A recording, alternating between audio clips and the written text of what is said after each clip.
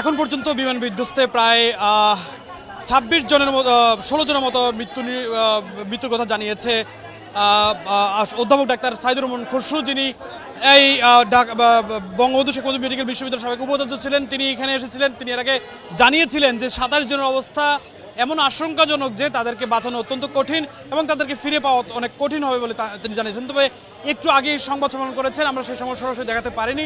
ভিতরে আমরা তারা সংবাদ সম্মেলন করেছিলেন, সেখানে তারা বলেছিলেন আমাদেরকে বিভিন্ন হাসপাতালে এবং এই হাসপাতাল সহ এখন পর্যন্ত ১৬ জন নিশ্চিত করেছেন। তবে এই সংখ্যা কিন্তু আরও বাড়তে পারে এমনও আশঙ্কা কথা তিনি জানিয়েছেন এবং তিনি বলেছেন চিকিৎসকরা সর্বোচ্চ শক্তি দিয়ে এবং সর্বোচ্চ সহযোগিতা করছেন আহতদের চিকিৎসা দেওয়ার, এবং যারা জুনিয়র চিকিৎসক রয়েছেন, সিনিয়র চিকিৎসক রয়েছেন সবাই, এবং স্বাস্থ্যকর্মী, নার্স সহ অন্যান্য যারা রয়েছেন সকলেই আসলে নিজের সর্বোচ্চ দিয়ে সহায়তা করছেন চিকিৎসা দেওয়ার, এবং আইন শৃঙ্খলা রক্ষাকারী বাহিনী পর্যাপ্ত উপস্থিতি রয়েছে এবং স্বেচ্ছাসেবী সংগঠনগুলো উপস্থিতি রয়েছে।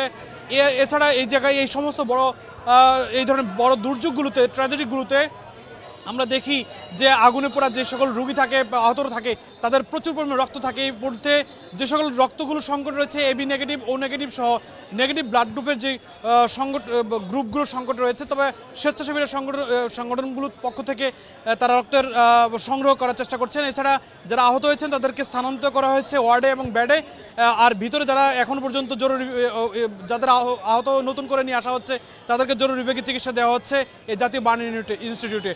এছাড়া আমরা এর আগে যখন এসেছি তখন থেকে আমরা জানতে পেরেছি এখন পর্যন্ত প্রায় ৬০-এর অধিক এই আহত কিন্তু এই বার্ন ইনস্টিটিউটে ভর্তি রয়েছে। এখন পর্যন্ত একের পর এক আহত পুরা দেহগুলো নিয়ে আসা হচ্ছে, যাদের শরীরের বেশিরভাগই অংশ পুড়ে গেছে এবং প্রাথমিকভাবে চিকিৎসা দেওয়া হয়েছে বিভিন্ন হাসপাতালে, উত্তরার বিভিন্ন হাসপাতালে, বিশেষ করে কুর্মিটোল হাসপাতাল সহ বেসরকারি হাসপাতালগুলোতে তাদেরকে চিকিৎসা দেওয়া হয়েছে, এবং যাদেরকে আশঙ্কাজনক অবস্থায় দেখা হচ্ছে বা শনাক্ত করা হচ্ছে তাদেরকে দ্রুত এই জাতীয় বার্ন ইনস্টিটিউটে তাদেরকে পাঠানো হচ্ছে, এবং এখনও পর্যন্ত অ্যাম্বুলেন্সে করে তাদেরকে নিয়ে আসা হচ্ছে। অ্যাম্বুলেন্স করে একটি অ্যাম্বুলেন্সে আমরা দেখি একের অধিক আহতদেরকে নিয়ে আসা হচ্ছে।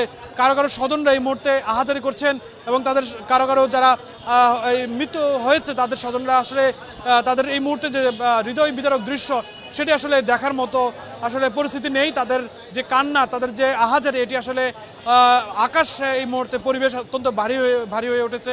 এবং জানেন যে আজকে দুপুর ১টার পরে বাংলাদেশ বিমান বাহিনীর একটি প্রশিক্ষণ বিমান মূলত বিধ্বস্ত হয় মূলত দুর্ঘটনার কবলে পড়ে, এবং সেটি রাজধানী উত্তরার দিয়াবাড়িতে মাইলস্টোন স্কুল অ্যান্ড কলেজের শিক্ষা প্রতিষ্ঠানটির উপরে যে আছড়ে পড়ে, এবং সেখানে শিক্ষার্থীরা তারা ক্লাসে ছিলেন। ক্লাস করার মুহূর্তে আসলে বিমানটি যখন তাদের উপরে আছড়ে পড়ে মুহূর্তে ওই শ্রেণীকক্ষের সকল শিক্ষার্থী সহ অন্যান্য শ্রেণীকক্ষের মধ্যে ছড়িয়ে পড়ে এবং আগুন ছড়িয়ে পড়ে, অগ্নিকাণ্ডের ঘটনা ঘটে। সেই অগ্নিকাণ্ডে অসংখ্য শিক্ষার্থী তারা অগ্নিকাণ্ডের শিকার হন, এবং এখানে যারা মৃত্যুবরণ করেছেন তাদের আহত হয়েছেন, এবং যাদেরকে নিয়ে আসা হয়েছে তাদের বেশিরভাগই শিশু শিক্ষার্থী এবং নারী শিক্ষার্থী। আমরা দেখেছি আমরা যখন প্রথমে এসেছি তখনই আমরা দেখেছি তাদের শরীরের চামড়ার যে উপরের অংশ সেটি আসলে সম্পূর্ণ পুড়ে গেছে, কারো মাংসগুলো পুড়ে গেছে, পড়ে গেছে। এই পরিস্থিতিতে নিয়ে আসা হয়েছে এই হাসপাতালটিতে, এবং সেটি কিন্তু হাসপাতালের যিনি দায়িত্বে রয়েছেন এবং হাসপাতালের পক্ষ থেকে মূলত সংবাদ সম্মেলন করেছেন অধ্যাপক ডাক্তার সাইদুর রহমান খসরু। তিনি বলেছেন যে তাদেরকে আসলে বাঁচানোর অনেকটা কঠিন।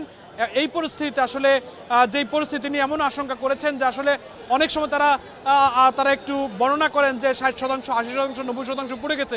তিনি আসলে তাদেরকে দেখে বলেছেন তাদেরকে কোনোভাবে ফেরানো সম্ভব নয়।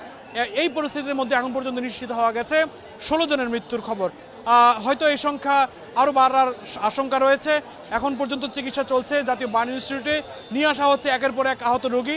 এই পরিস্থিতিতে আসলে চিকিৎসকরা মূলত অনেক বড় ধরনের